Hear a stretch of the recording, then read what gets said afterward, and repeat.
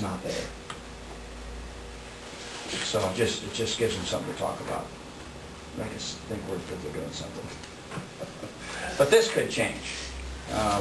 We're starting to see some indication that this could change. The only wild card is that it doesn't get funded. Correct. That's the only consideration. Mm-hmm. Yeah. If you look at the bill, you talked about some of the funding. It's pretty interesting. A lot of the funding is based on penalties and excise taxes. So, for example, we talked about that non-discrimination testing. Self-insured plans have had non-discrimination testing requirements for years. And if the plan was discriminatory, then the highly compensated just had to include the discriminatory benefits in their it was an income tax event. For insured plans, if your plan is discriminatory, then it's not an income tax event. The employer is subject to a penalty tax, excise tax of $100 per day per person that is not highly compensated, up until you correct the plan, up to a maximum of $500,000. So it's a completely, so what you look at when you, and they had to make the numbers work to make the funding, but that's where you see a whole bunch of, there's a lot of penalties, a lot of excise taxes that are pretty darn painful, which is going to make compliance an even bigger issue as we go forward. I mean, that's certainly what we're seeing.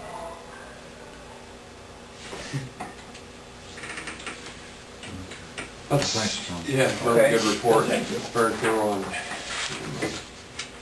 excellent. Yeah, then the last thing I'll leave you with is, we had talked before about, one of our issues in terms of creating some kind of competition for Blue Cross is, are there other carriers available? And that's always been our problem here, and it's been a network issue. At least as of today, what we did is went out and did a network search for United Healthcare. And probably the most important page is the very last page, because it shows us who's not currently in the network in terms of, and we sent them claims information, and so you start to go down that list, and it looks to me like that's a real problem for us. So what we're going to do is I'm going to sit down with them and get on some of these key providers, see if I can't get some more additional information in terms of, is there any work that's going on in terms of expanding the network. But right now it sure appears to me that's a pretty significant problem. You're starting to see top three. I know. That's what I looked at. I said, well, okay, the rest of the percentages don't really matter. So you're starting to see some advertising, media and print for United. Okay. So I've never seen, that it's still an eastern, western Iowa issue. Right. We're having some ongoing conversations with them, because a lot of times they'll come in and say, what do you guys see and what do you need to do? And I said, it's network. Pure and simple. You're not going anywhere unless you decide to expand your network. And you don't think you have to be exactly what Blue Cross has, but you can't have these huge holes. But that's a two-thing consideration in that they as a provider need to try and work that out, but the provider themselves, that's these three, have to agree to it. Yeah. And so sometimes you don't know why they're not. So what we'll try and do is I'll sit down and chat with them and say, hey, is there any activity going on here? Where does this come up on the radar screen, and what do you see over the course of the next 6 months, 24 months, 12 months in terms of contracting activity? Are there specific things that are keeping you from contracting here? Because we have some providers because the idea is that You know, if you're getting a 40% discount, and I'm getting a 30% discount,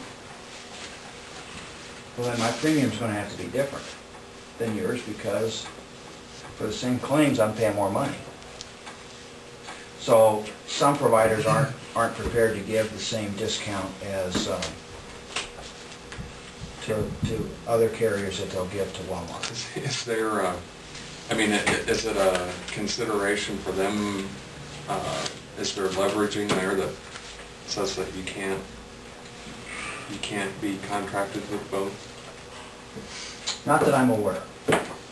I mean, it should be illegal, but is it? Yeah, not that I'm aware of, because I know, for example, in the Quad Cities area, you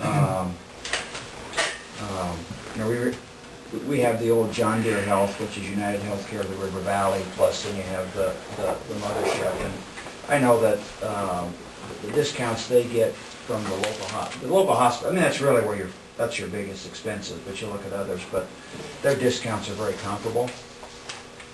Now, Principal, before they went out of the business, they didn't write anything in our area because they wouldn't give them the same discount as they would give to United Healthcare, the River Valley, and Walmart. But it is, I had noticed too, as Dean said, they are advertising.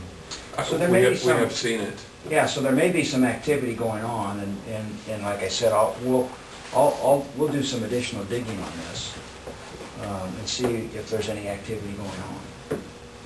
And so, if there's something that we see that appears that maybe it's changing a little bit, we can let you know that.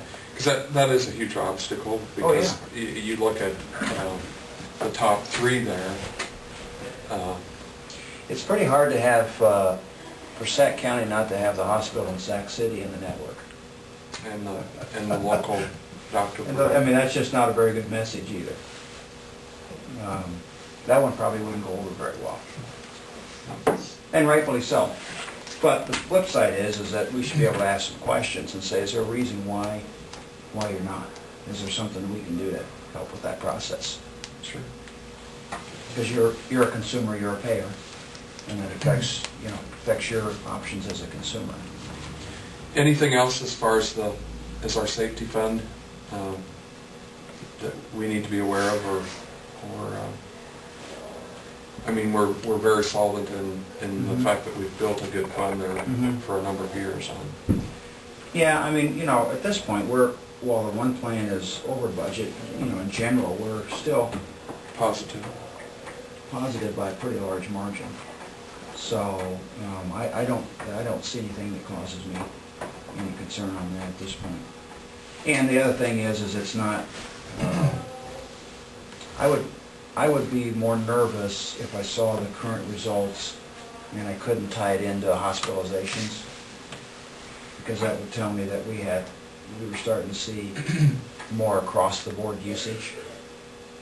Yeah. But I don't see that. It's obviously confined to some specific health instances. So I feel better, even though we're over, I feel better about it in that instance, that the likelihood that it's going to level itself back off, I think, is pretty high, is the way I'm looking at it. So. Okay. Joe, did you have anything else? No. I want to visit with Tom when you're done here, when we go downstairs and visit. Okay. Okay, is there anything else that you need from me? No, I believe so. Okay. Well, I'll follow up on these. I'll get you that history, and then I'll follow up on some of that memory and the grandfathering. Yeah. And let's just see where that goes. I thought we might have a conversation about that today. We've had a few of them. We've had a few of them. Thanks. Thank you. When I looked at the benefit for the initial cost that they were suggesting, it's a good buy. Right. For the things that we're picking up, but I got fear down the road. Well, I think we all do, because I think that's a big unknown, is just how big a deal is that going to be.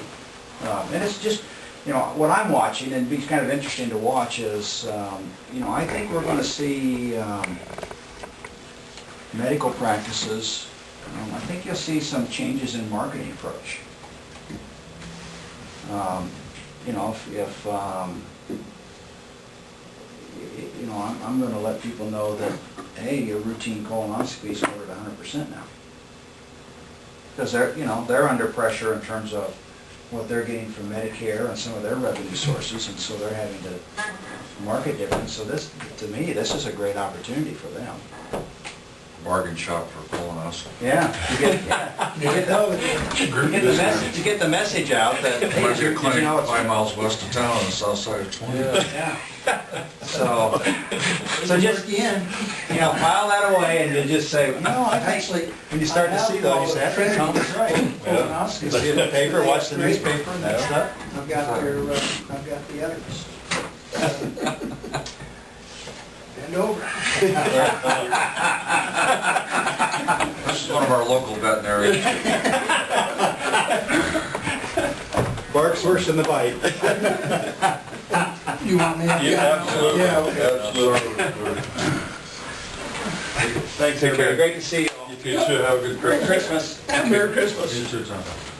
We got the sweater. Yeah, Politically I can't correct. say Christmas. This is a public forum.